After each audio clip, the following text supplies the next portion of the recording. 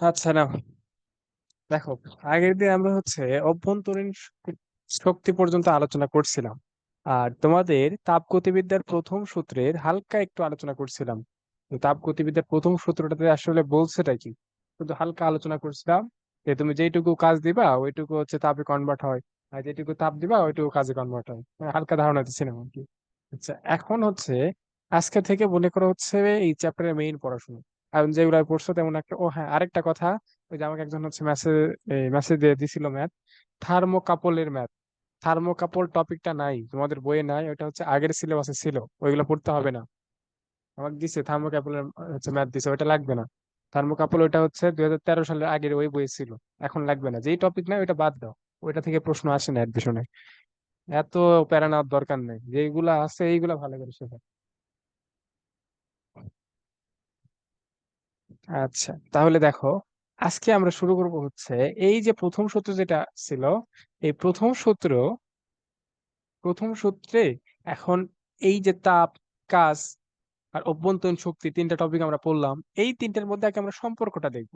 আচ্ছা, আগে তোমাদের বইয়ে নিয়ে যাই, এটাই বেটার। বইটা দেখায় আগে। দেখো, তাপগতিবিদ্যার প্রথম সূত্র, মানে তাপ, অভ্যন্তরীণ শক্তি, কাজের মধ্যে সম্পর্ক। আচ্ছা, সিম্পল ভাবে একটা চিন্তা করে দেখো, তোমাদের আগে সাধারণভাবে চিন্তা করে দেখো কোনো একটা, আচ্ছা ওইটাতে আগে যাই, দাঁড়াও, তোমাদের আগে সাধারণ তোমাদের মাথার চিন্তাগুলো আগে বের করে নিয়ে আসি। দেখো, তুমি মনে করো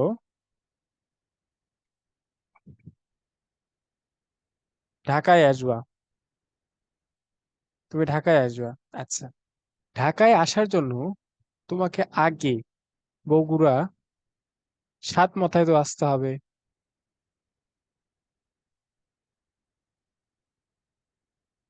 সাত মাথায় আসতে হবে না? সাপোজ তুমি মনে করো আসো তোমার বাসা, ধরলাম মাটিডালি, সবাই চেনে, এটাই ধরলাম।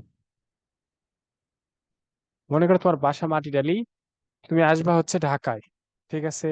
তাহলে ঢাকায় তুমি যদি আসতে চাও, তাহলে বগুড়ার যে পয়েন্টটা আছে ওই পয়েন্টে তোমাকে আগে আসতে হবে। তো এই জায়গায় বাসে উঠতে হয়, এই পয়েন্টে আগে আসতে হবে। এইখান থেকে তারপরে বাসে চড়ে তুমি বগুড়া থেকে ঢাকা আসবে, ঠিক আছে? তাহলে এই যে আগে তোমাকে ওই পয়েন্টে তো যাইতে হবে, তারপর তো তুমি যাবা, তাই না? আচ্ছা, তাহলে দেখো, এখন তোমাদের আমি কিছু জিনিস দেখাই। এই জায়গায় মনে করো পানি আছে, ঠিক আছে? এই জায়গায় পানি আছে। আমার এইখান থেকে আমাকে একজন বলে দিছে যে তোমাকে আমি 1 লিটার পানি দিলাম, এই 1 লিটার পানিকে তুমি বাষ্প আকারে এখান থেকে বের করে দাও। বাষ্প আকারে বের করে দিতে হবে, ঠিক আছে? কি আকারে? বাষ্প আকারে বের করতে হবে। তাহলে পানিতে কি তাপ দিতে হবে না? আচ্ছা, আমি তাপ দেওয়া শুরু করলাম। তাপ দেওয়ার সাথে সাথে কি পানি বাষ্প হয়ে চলে যায়? না। না ভাই, না, না ভাইয়া। আচ্ছা, নির্দিষ্ট তাপমাত্রা তাহলে পৌঁছানোর পর। তাপমাত্রার চিন্তা পরে দেখো, সিম্পল ভাবে চিন্তা করো। তরল আর গ্যাসীয় অবস্থার মধ্যে আসলে পার্থক্যটা কোন জায়গায়? তরল আর এখানে আছে মনে করো গ্যাসীয়, এই দুইটার মধ্যে পার্থক্য আসলে কোন জায়গায়? তরলে যেটা হয়, তরলে অণুগুলো একটু কাছাকাছি থাকে, তাই না? আর গ্যাসীয়তে কি হয়, অণুগুলো অনেক দূরে দূরে থাকে, তার মানে কি এটার আন্তঃআণবিক শক্তি অনেক কম না? তাহলে তরল থেকে গ্যাসীয়তে নিয়ে যাওয়ার জন্য আমার কি করতে হবে? এইগুলাতে বাহির থেকে কিছু একটা প্রয়োগ করতে হবে, যেন এইগুলা দূরে দূরে চলে যায়, তাহলে তো তরলটা গ্যাসীয়তে পরিণত হবে, তাই না? জি ভাইয়া। দেখো, তাহলে এই যে এখানে আমরা তাপ যদি দেই, দেখো তাপ দিতে আসো, প্রথমে কোনো কাজ হচ্ছে না, দেখবে মানে বাইরে তুমি তো কোনো আউটপুট পাচ্ছ না, কারণ কোনো তো বাষ্প এখন আসতেছে না। তাহলে তোমাকে আগে নির্দিষ্ট একটা অবস্থায় যাইতে হবে, যেই অবস্থানের পর তুমি বাষ্প পাবা, তাই না? তাহলে এই যে নির্দিষ্ট অবস্থানে যাওয়ার জন্য যতটুকু যতটুকু তাপ নষ্ট হচ্ছে, এটা কি নষ্ট হয়ে যাচ্ছে না? কিন্তু তাপ ঠিকই দিচ্ছ তো, কিন্তু তুমি তো আউটপুট পাচ্ছ না এখনো। এইটাই অভ্যন্তরীণ শক্তির বৃদ্ধি বা পরিবর্তন, শক্তির পরিবর্তন।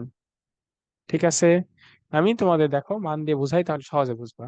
মনে করো 50 জুল প্রথমে তাপ দিলাম, কিন্তু এখনো বাষ্প হচ্ছে না, কিসের জন্য? কারণ এখনো এদের মধ্যে আন্তঃআণবিক শক্তিটা বেশি আছে।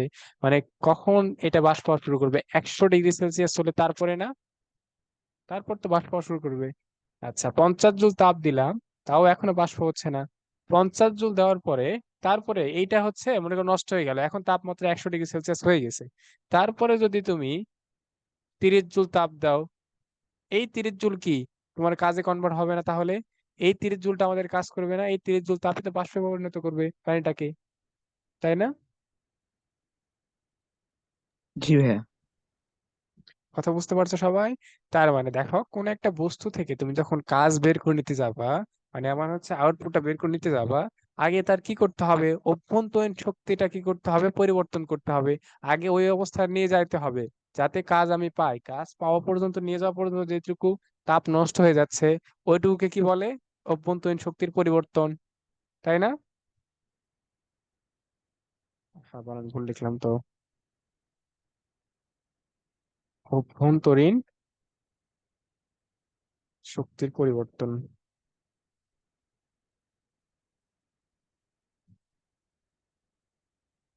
আচ্ছা ঠিক আছে, দেখো তাহলে এই যে অভ্যন্তরীণ শক্তির পরিবর্তন হচ্ছে, তারপরে অতিরিক্ত আমি যে তাপ দিচ্ছি, বাকিটুকু কাজে কনভার্ট হচ্ছে।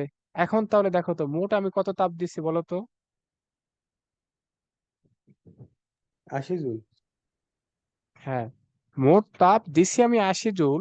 এই 80 জুলের মধ্যে 50 জুল কাজ করছে কি? অভ্যন্তরীণ শক্তি বৃদ্ধি করছে। আর 30 জুল কাজ হিসাবে পাইছি আমি। তাহলে দেখো তো, এইভাবে কি লেখা যায় যে তাপের পরিবর্তন, কতটুকু তাপ দিচ্ছি সেটাকে তাপের পরিবর্তন বলা হয়। তাপের পরিবর্তন এইটা ইকুয়ালস টু অভ্যন্তরীণ শক্তি, অভ্যন্তরীণ শক্তির, আচ্ছা পরিবর্তন চিন্তা পরে, আগে আচ্ছা আমরা সিম্পল ভাবে চিন্তা করি। এটা এত কঠিন না, আগে সহজ করে চিন্তা করো। পরিবর্তন এগুলো পরে আসতেছি। তার মানে তুমি যেইটুকু তাপ দিবা, তাপ আগে যেটুকু তুমি দিবা, এইটুকু অভ্যন্তরীণ শক্তি বৃদ্ধিতে কিছু নষ্ট হয়ে যাবে। অভ্যন্তরীণ শক্তি প্লাস বাকিটুকু কি হবে? কাজ হবে, তাই না?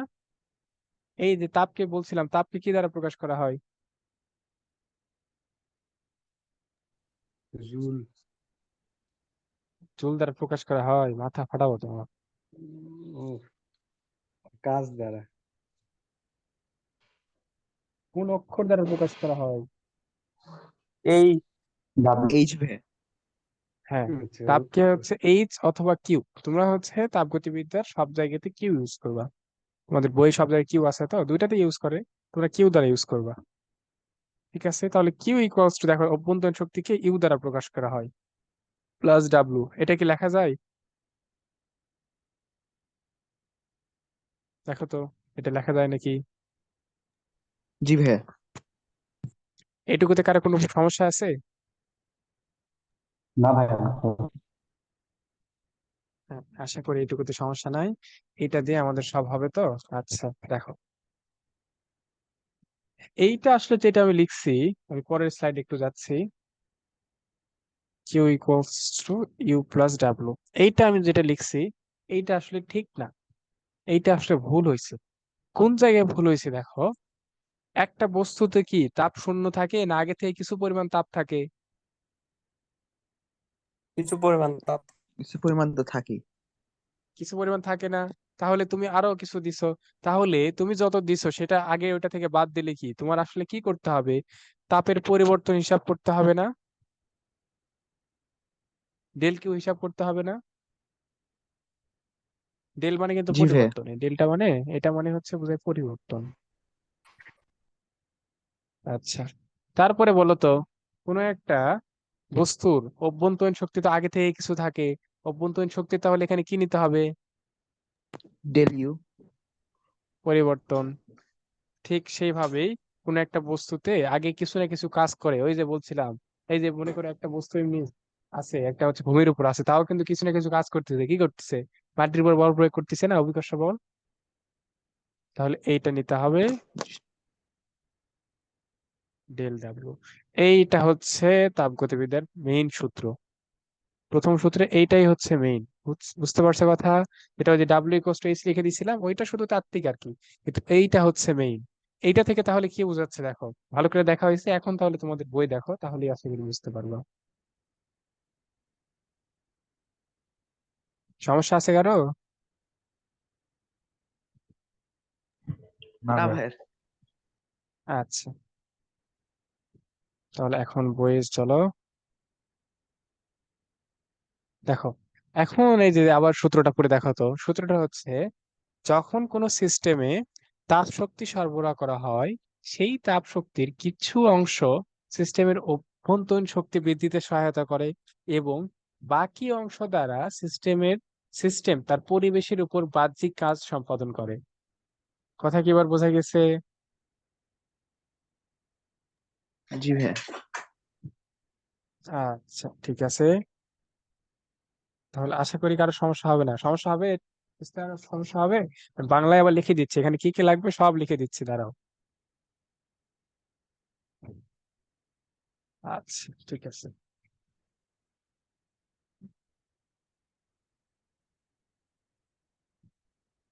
আচ্ছা, এখন চলো এটাতে যাই আমরা। এই জায়গাতে কোনটা কি বোঝায়? এইটা বোঝায় কি? তাপের পরিবর্তন।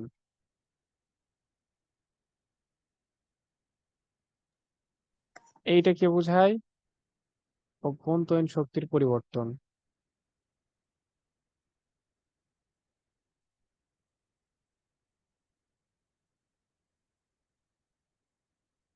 আর এই ডেল ডাব্লিউ শুধু কাজ না, এটা এইরকম করে মনে রাখবা। সিস্টেম দ্বারা সিস্টেম দ্বারা পরিবেশের উপর কৃত কাজ। পরিবেশের উপর কৃত কাজ। বোঝা গেছে কথা? ভালো করে লক্ষ্য করে, এগুলো একটু পর আশা করি সব বুঝতে পারবা। ভাই এটাই তো অনেকে DQ equal to DU plus DW লেখে না? হ্যাঁ ভাই, এটাই ডি, দেখে শোনো, ভাই। ডি আর ডেল্টার মধ্যে পার্থক্যটা কি? ডেল্টা মানে হচ্ছে পরিবর্তন, যে কোনো পরিবর্তন, মনে করো হচ্ছে 500 জুল পরিবর্তন বা 800 জুল পরিবর্তন, এটা হচ্ছে ডেল্টা কিউ। আর যখন তুমি ডি কিউ লিখবা, খুব ক্ষুদ্র পরিবর্তন, 0.001 পরিবর্তন, 0.005 পরিবর্তন। বুঝতে পারছো দুইটার মধ্যে পার্থক্য? ডি মানে অনেক ক্ষুদ্র, একদমই ক্ষুদ্র। ডিফারেন্সিয়েশনের ডিটা। ডিফারেন্সিয়েশন তো মূলত এই জায়গা থেকে আসছে। ডিফারেন্সিয়েশন মানে ক্ষুদ্র ক্ষুদ্র ভাগে বিভক্ত করা, ডিফারেন্সিয়েশনের অর্থ হ্যাঁ। ক্ষুদ্র ক্ষুদ্র ভাগ করা। ওই যে ক্ষুদ্র অংশ, এই জন্য ডি ব্যবহার করে। যখন ক্ষুদ্র অংশ নিয়ে, ডিও আছে এখানে, দেখাবো, ডিও দেখাবো। তখন ক্ষুদ্র অংশ নিয়ে কাজ করবা, তখন সেখানে ডি দিবা। আচ্ছা ভাইয়া। এখন আমরা অত কঠিন যাইনি, এখন সিম্পল কাজ করতেছি তো। আচ্ছা, ঠিক আছে। এখন আমাকে বলো, দেখো এখন তোমাদের বই 4টা আছে, হয়তো ইসাক স্যারের বই নাও থাকতে পারে। আছে নাকি আমার মনে নেই সঠিক। এইগুলা প্লাস হলে কি হয়, মাইনাস হলে কি হয়, তপন স্যারের বইটা দেয়া আছে সুন্দর করে, এগুলো খুব দরকার। আচ্ছা, পজিটিভ হলে কি হয়, নেগেটিভ হলে কি হয়। আচ্ছা, ডেল্টা কিউ পজিটিভ হওয়া মানে কি বলো তো? আচ্ছা, পজিটিভ কখন হয় মনে করো, আগে ভালো করে চিন্তা করে দেখো। একটা বস্তুতে আগে থেকে 300 জুল ছিল, তুমি হচ্ছে তার উপরে আবার 200 জুল দিছো, তাহলে এটা এখন মোট হচ্ছে কত হয়ে গেছে? 500 500 জুল। 500 জুল। হ্যাঁ, তাহলে এখন বলো তো এর পরিবর্তনটা কত? পরিবর্তন হিসাব করতে হয় কেমনে? পরিবর্তন মানে কি, শেষ মাইনাস আদি না? হ্যাঁ, জি ভাই। হ্যাঁ, জি ভাইয়া। তাহলে এইটা পরিবর্তন বের করলে কত হয়? 500 মাইনাস 300 করলে কত আসবে? 200। 200। পজিটিভ মান আসছে না? পজিটিভ মান মানে জি। দেয়া মানে বোঝায় বাহির থেকে তাপ সিস্টেমে দেওয়া। কথা বোঝা গেছে? আবার শোনো, সিস্টেমে বাহির থেকে তাপ দেওয়া, যেটাকে আরেকটা ভাষায় বলা হয় সিস্টেমে তাপ সরবরাহ করা। দেখো তো আমরা বাহির থেকে 200 জুল দিচ্ছি না? জি ভাইয়া। সরবরাহ করা। আচ্ছা, তো এখন এইরকম যদি কোনো ঘটনা ঘটে, দেখো এইরকম ঘটনা ঘটছে যে এইটাতে 300 জুল হচ্ছে আগে ছিল, তুমি একভাবে মেপে দেখছো 300 জুল ছিল, কিছুক্ষণ পর তুমি যাই দেখো এটার তাপ হচ্ছে আচ্ছা 200 জুল। তাহলে এখন এটার তাপ কত, মানে কতটুকু পরিবর্তন হয়েছে? পরিবর্তন কেমনে করতে হয়? শেষ মাইনাস আদি। শেষে পরে যায় দেখছো 200 হয়েছে, আগে ছিল কত, 300 না? তাহলে কত? 200 -100, -100 -100। দেখো -100 কখন হবে? এইটা থেকে 300 থেকে 200 হয়ে গেছে, মানে কি এই যে সিস্টেমটা এইটা পরিবেশে 100 জুল তাপ ছেড়ে দেয়নি? জি ভাইয়া। হ্যাঁ কথা বোঝা গেছে? আচ্ছা, এটাকে বলা হয়, যখন মাইনাস আসে তখন বলা হয় সিস্টেম তাপ হারাইছে। সিস্টেম তাপ তাপ হারাইছে না? হ্যাঁ, তাপ হারানোটা আরেকবার একটু বলেন তো। কি, কোনটা? তাপ হারানোরটা ম্যানেজারটা। আচ্ছা, দেখো, মনে করো, দেখো তুমি হচ্ছে আগে একটা জায়গায় তুমি বরফ রাখছিলা, কিছুক্ষণ পর যায় দেখো ওখানে পানি আছে, বরফ নাই। তার মানে কি হয়েছে? বরফ শক্তিটা কি পরিবেশে ছেড়ে দিছে না, দিয়ে কি হয়ে গেছে? পানিতে রূপান্তর হয়েছে না? তরল। হ্যাঁ তাই হয়েছে কি? হ্যাঁ। কেমনে বোঝা তাই হয়েছে? বরফ কি পরিবেশ থেকে তাপ শোষণ করে তারপরে, সরি, পরিবেশে তাপ ছেড়ে দিয়ে তারপরে পানি হয়, না তাপ শোষণ করে? তাপ শোষণ করে হবে, সেটাই তো উল্টো পাল্টা হয়ে গেছে। হ্যাঁ, এইটা তোমাদের বাস্তবে দেখার জন্য এটা তোমাদের কাছে সহজ মনে হয়, কিন্তু যখন এই যে মাইনাস আসে না, এইটা হচ্ছে তোমাদের কি দিয়ে এটাতে উদাহরণ দেওয়ার তেমন তো কিছু পাচ্ছি না। এটা রেয়ার, এইগুলা খুব রেয়ার ঘটনা। এগুলা মাইনাস টেন না, এগুলা খুব যেটা রেয়ার ঘটনা। যেটা দেখে বল দিনে নেই 300 200 ওটা দিয়ে দিন তাহলে। আচ্ছা, নাও, মনে করো আগে হচ্ছে একটা, তুমি আগে মাপে দেখছো এই বস্তুটাতে 300 জুল তাপ ছিল, 5 মিনিট পর্যায়ে দেখো এটার ভেতরে এখন 200 জুল চাপ আছে, সরি তাপ আছে। তাহলে কি হয়েছে, এখান থেকে 100 জুল তাপ বের হয়ে গেছে না? হ্যাঁ তাহলে এই যে 100 জুল তাপ হারাইছে। তাহলে এই যে 100 জুল, দেখো আমরা যখন হিসাব করলাম, দেখো শেষ মাইনাস আদি করলে কি -1 আসছে না? হ্যাঁ এই যে -1 আসা মানে সিস্টেম তাপ হারাইছে। বুঝতে পারছো কথা? হ্যাঁ, বুঝতে পারছি। আচ্ছা, এখন সবকিছু সেম। ডেল্টা ইউ মানে কি তাহলে? সিস্টেমের অভ্যন্তরীণ শক্তি বৃদ্ধি পাইছে না?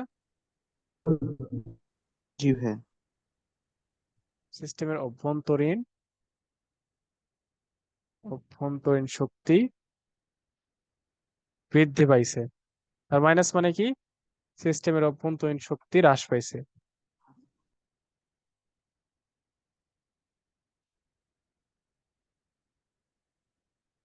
শক্তি হ্রাস। হ্যাঁ, এখন এই যে ডেল্টা ডাব্লিউ, এটা হচ্ছে ইম্পর্টেন্ট। ডেল্টা ডাব্লিউ পজিটিভ হলে কি হবে বলো তো? আচ্ছা, ডেল্টা ডাব্লিউ পজিটিভ হলে দেখো এখানে লেখাই আছে, ডেল্টা ডাব্লিউ মানে কি বোঝায়? সিস্টেম দ্বারা পরিবেশের উপর কৃত কাজ। সিস্টেম দ্বারা, যাদের বইয়ে আছে বই ভালো করে এটা দাগাই নিবা, আর যাদের বইয়ে নাই তো তারা খাতায় তুলে নিবা। সিস্টেম দ্বারা, আর খাতায় তুলে নেওয়াই বেটার সবাই। আচ্ছা, এইভাবে না লিখে ছোট করে লিখে দিই, বইয়ে জায়গা হবে পাইছি না। ভাইয়া, আছে আছে। হ্যাঁ আছে, বইয়ে আছে। তপন স্যারের বই আছে, ইসাক স্যারের বইটা জানি না। একটা পিক দিও তো। সিস্টেম পরিবেশের উপর কাজ করে যদি পজিটিভ হয়, কাজ করে।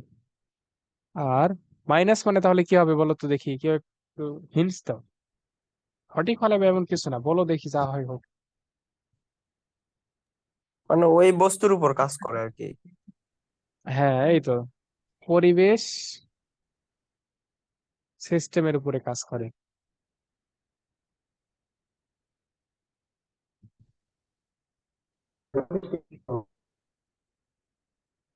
হ্যালো, কেউ কিছু বললা?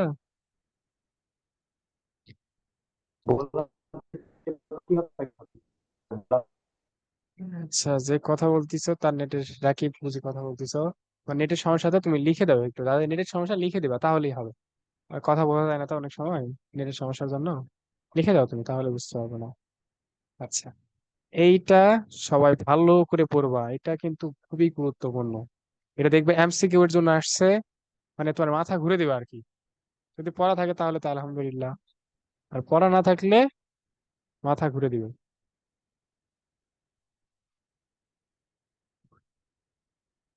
বক্স করে দিছি, এটুকু খুব ইম্পর্টেন্ট। আচ্ছা, পরিবেশ কিভাবে সিস্টেমের উপরে কাজ করে, এইটা তো একদম ইজি জিনিস। আচ্ছা দেখো,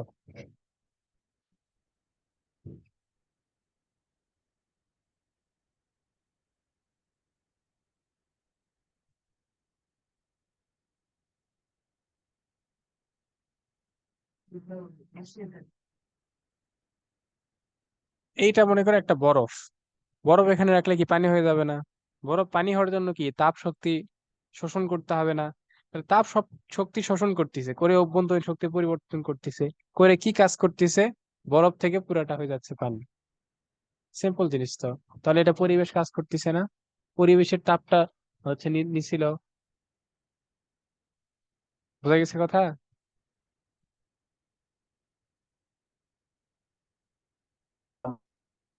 মানে সহজে এটা মনে রাখবা কি, পরিবেশের তাপমাত্রা থেকে বেশি তাপমাত্রার কোনো জিনিস থাকলে সেটা থেকে পরিবেশে তাপ স- সরবরাহ করবে, ওইটা তখন কাজ হচ্ছে পজিটিভ। আর পরিবেশের থেকে যদি কম তাপমাত্রার কোনো কিছু রাখো, সেটা হবে নেগেটিভ। সিম্পল হিসাবে এটা। তো পরিবেশ থেকে তাপ গ্রহণ করবে। হ্যাঁ,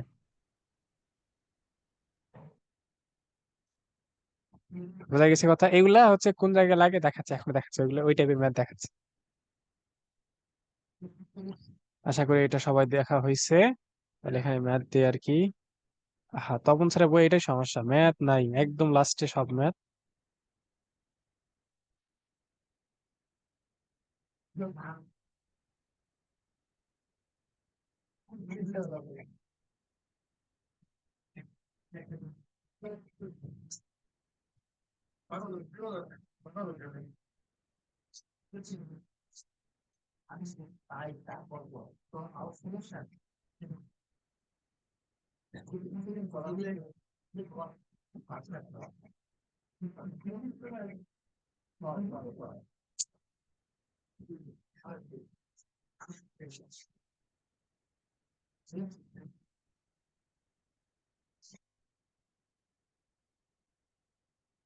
হ্যাঁ, পাইছি।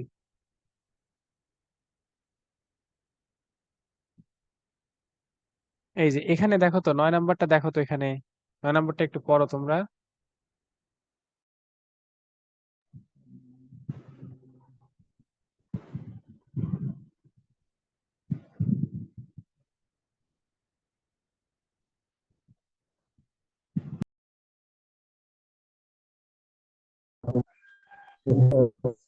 ডেল ডাব্লিউর মান বাইর করতে হবে জাস্ট খালি। হ্যাঁ, নেগেটিভ মান ঋণাত্মক নাকি তাহলে?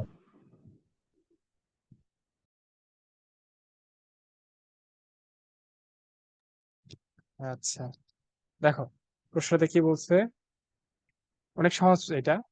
সিলিন্ডারের মধ্যে রাখা কিছু পরিমাণ গ্যাস পরিবেশ থেকে 800 জুল তাপ শোষণ করছে। তাহলে তাপ এখানে শোষণ করছে, তাহলে ডেল্টা কি, সরি ডেল্টা কি পজিটিভ হবে না নেগেটিভ হবে?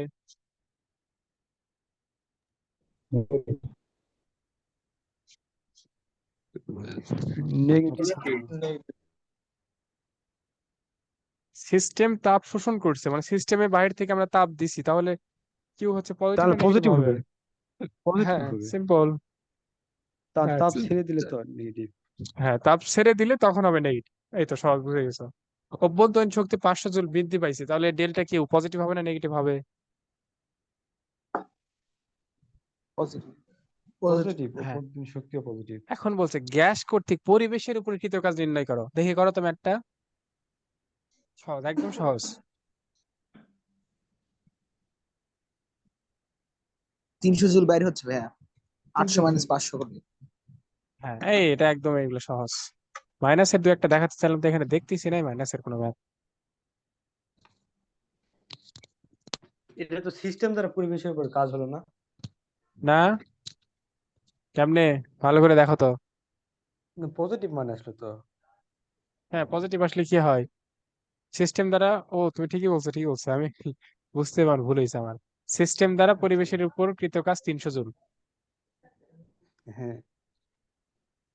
আচ্ছা, আমি আরেকটা ম্যাথ দেই, আমি ওইটা করেও দিচ্ছি, যারা হয়তো দু একজন না বুঝলে তাহলে বুঝে যাবে আশা করি। বিদ্যুৎ আসছে নাকি? সবাই দেখি জয়েন করা শুরু করে দিছে। কেবল আসলো। হ্যাঁ এই যে হ্যাঁ এখনই আসলো। হ্যাঁ ভাইয়া, হ্যাঁ বিদ্যুৎ ওই আছে। ওই যে সবাই জয়েন করা শুরু করে দিছে। আচ্ছা আমি দিচ্ছি একটা, দেখো।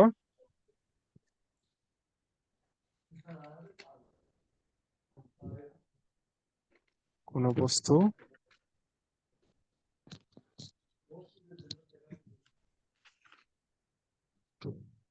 পরিবেশ থেকে 500 জুল তাপ শোষণ করে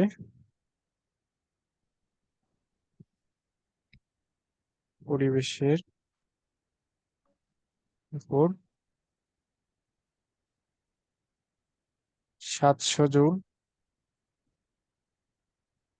কাজ সম্পাদন করলো।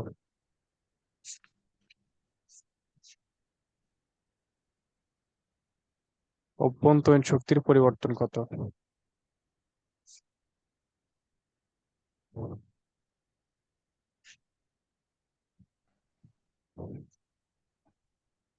অভ্যন্তরীণ শক্তির পরিবর্তন কত? করো তো এটা।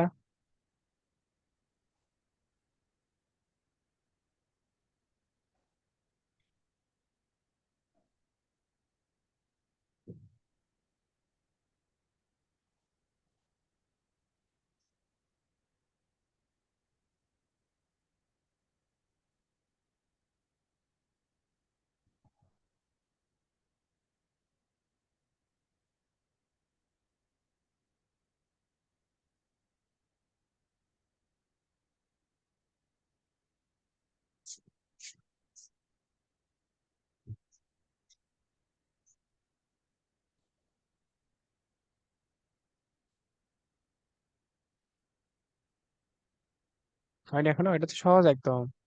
ডেল্টা কিউ, দেখো সূত্র আমাদের কি, ডেল্টা কিউ ভাই ইকুয়ালস ম্যাথ টু তুলে নিলাম তো ওই কারণে ডেল্টা। একটু টাইম লাগছে। আচ্ছা দেখো কি করছে, 500 জুল তাপ মাইনাস শোষণ 200 করছে। জুল আসে। হ্যাঁ দেখো, হ্যাঁ তাপ ভাইয়া শোষণ মাইনাস করছে না, 200। শোষণ করলেই কি হয়ে যাবে, ডেল্টা কিউ পজিটিভ। কারণ তাপ শোষণ করছে, তাহলে এখানে হয়ে যাবে ডেল্টা কিউ পজিটিভ 500 জুল। আচ্ছা ডেল্টা ইউ এর মান বের করতে হবে। আর কি করছে, সিস্টেমের উপর কাজ করছে, সিস্টেমের উপর কাজ করতে ডেল্টা ডাব্লিউ পজিটিভ কত, 700। এখন তারা ডেল্টা ইউ এর মান বের করতে হবে, অতএব delta U equals to minus -200। 2 joule. বুঝে গেছে কথা? জি ভাই। আচ্ছা ঠিক আছে। এখন আমাদের দেখো পরিবেশে মোট যে ঘটনা ঘটে, এটা হচ্ছে 4টা ঘটনা ঘটে। এখন আমরা 4টা ঘটনা নিয়ে আলোচনা করব। এই প্রথম সূত্রে এই 4টা ঘটনা ঘটে। কি কি ঘটনা আসলে ঘটতে পারে, এটা আগে আমি নাম লিখে দিচ্ছি, তারপরে আমরা বিস্তারিত আলোচনা করবো। দেখো, 4টা ঘটনা, এটা কি কি ঘটনা ঘটতে পারে দেখো। প্রথম ঘটনা যেটা, এটা ঘটনা ঘটতে পারে সমচাপ প্রক্রিয়া। সমচাপ প্রক্রিয়া ঘটতে পারে। 2 নম্বর কি ঘটতে পারে, সম আয়তন। এখন দেখি আমাকে বলো। আচ্ছা 3 নম্বর, আগে 3টা নাম লিখি তারপরে দেখি। সমশ্ন প্রক্রিয়া।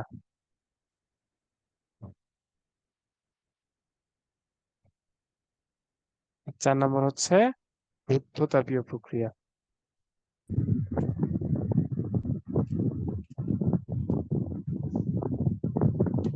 তোমাদের আদর্শ গ্যাস কিসের জন্য পড়ালাম এখন বুঝবে। আচ্ছা আদর্শ গ্যাসে পড়াইছিলাম কার কার সূত্র পড়াইছিলাম, বয়েল, চার্লস আর রেনো, তাই না? এখন বলো তো সমচাপ প্রক্রিয়াটা কার সূত্র? বয়েলের সূত্র। কে কে বলছো, তার খবর আছে দাঁড়াও। বয়েলের তোমাদের চার্লস দেখি। একে একে একে 47 দিয়ে মারা উচিত তোমাদের। ও এটা সমচাপ আছে, সমচাপ মানে স্থির চাপ কি? দেওয়া নাই তো। চাপ, চাপ। সমচাপ মানে কি স্থির চাপ না, আগে যা চাপ ছিল পরেও তাই চাপ। তা আমি তো চাপ তাই সমান বললাম চার্লসের সূত্র। না, আর কে কে জানি বললো, বয়েলের সূত্র কে কে জানি বললো। তাহলে এইটা কিসের সূত্র বুঝতে পারছো কি সবাই?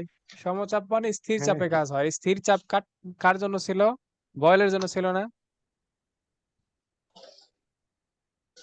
হ্যাঁ বয়ের জন্য ছিল। চালছে মারে না। তাই তো না বলি। না না না চার্লস ভাইয়া চার্লস চার্লস বলি একটা হয় একটা। মনোযোগী হও, মনোযোগী হও। আচ্ছা, এইটা হচ্ছে চার্লসের সূত্র। 2 নাম্বার দেখো তো কি সময় আয়তন কার ক্ষেত্রে ছিল? রেনুর সূত্র। হ্যাঁ, এটা ছিল রেনর সূত্র। হ্যাঁ, স্থির আয়তন। আর এই যে সমষ্ণ প্রক্রিয়া কার জন্য ছিল? ডিজে বয়। এটা ছিল বয়লের সূত্র। সমউষ্ণ মানে উষ্ণতা বা তাপমাত্রা সমান আর কি। বয়লের সূত্র, বুঝতে পারছো কথা? এখন দেখো অনেক উপকার পাবো ওইগুলো পড়ার জন্য, এদিকে এখন অনেক উপকার পাবা। আচ্ছা, আমি বলে দিচ্ছি। রুদ্ধতাপীয় কি এটা? এটা নতুন, এটা পড়তে হবে, যখন আসবে তখন বুঝবা। এটারই তো খেলা এখানে, আচ্ছা, এটারই তো মজা হয় এখানে। ওটাই তো বলছি, আসি এটাই তো আসি মনে হয় আসি তাপ আসি বিদ্যুৎ চালায়। আসি দাঁড়াও, আপাতত চুপচাপ থাকো, ওইটাতে পরে আসতেছি, আগে এইগুলো আমরা পড়ি। এখন কথা হচ্ছে 4টারই ইংলিশ নাম ভালো করে পড়ে রাখবা।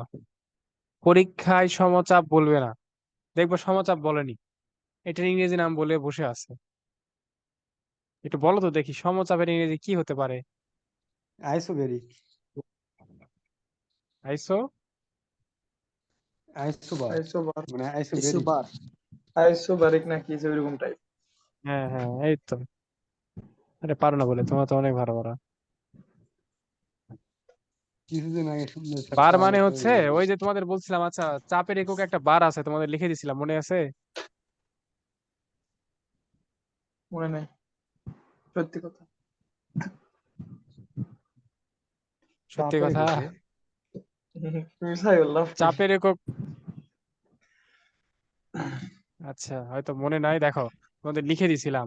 চাপ হচ্ছে 1 atm ইকুয়ালস টু 101/325 প্যাসকেল। এটা ইকুয়ালস টু 760 মিলিমিটার এইচজি। এটা ইকুয়ালস টু 1 বার। মানে 1 atm মানে 1 বার বোঝায়। চাপের একক লিখে দিছিলাম। ও বার মানে চাপ বোঝায় আর কি। এই জন্যই তো এই যে চাপ যেটাতে করা হয় সেটাকে কি ব্যারোমিটার বলা হয় না? হ্যাঁ হ্যাঁ, হ্যাঁ এরকম রিলেট করে পড়বা। এটা হচ্ছে আইসোবারিক প্রসেস। সময় আয়তনে তাহলে কি বলবা? আইসোকোরিক হ্যাঁ আইসোকোরিক। এটা তো বইয়ে দেখে দেখে বললা।